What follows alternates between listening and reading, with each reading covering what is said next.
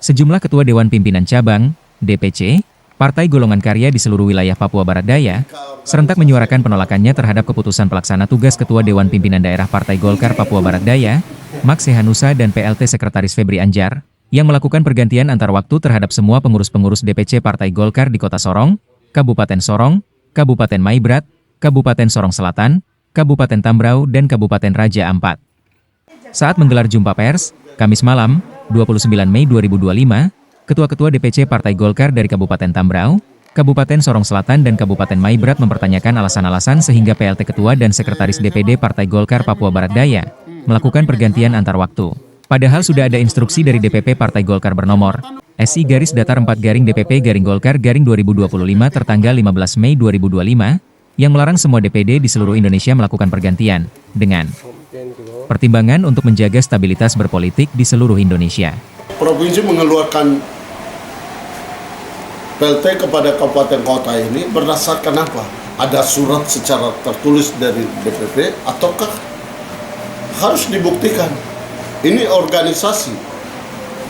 Kata Pak Max ini diskresi. Diskresi itu berlaku hanya individu. Perseorangan. Ini organisasi maka harus ada surat. Kalau memang ada perintah dari DPP melalui Ketum, melalui Pak Bahlil, minimal Pak PLT harus minta, ya kami minta surat sebagai dasar untuk kami mempertanggungjawabkan ini. Dan kami minta PLT Provinsi segera hadir dan minta semua kader kita rapat. Dan beliau harus menjelaskan ini secara detail kepada semua DPD 2, bahkan semua kader yang hadir. Sejak beliau ditunjuk sebagai PLT tidak pernah hadir sampai pada pasca pilkada pun beliau tidak pernah hadir. Analisa saya kelihatan ini diboncengi oleh kepentingan oleh Pak Max dan Ibu Febri. Pak Haji sebenarnya tidak tahu masalah sebenarnya. Maka beliau harus turun rapat dan harus menerima masukan saran dari DPD 2 bahkan teman kader provinsi yang ada. Beliau tidak bisa harus berdiam dan dengar dari sepihak. Partai ini kami semua berjasa, berkorban untuk partai ini. Dan kami lagi dalam waktu dekat kami sudah sampai ke Jakarta menindaklanjuti surat kami yang sudah mendahului.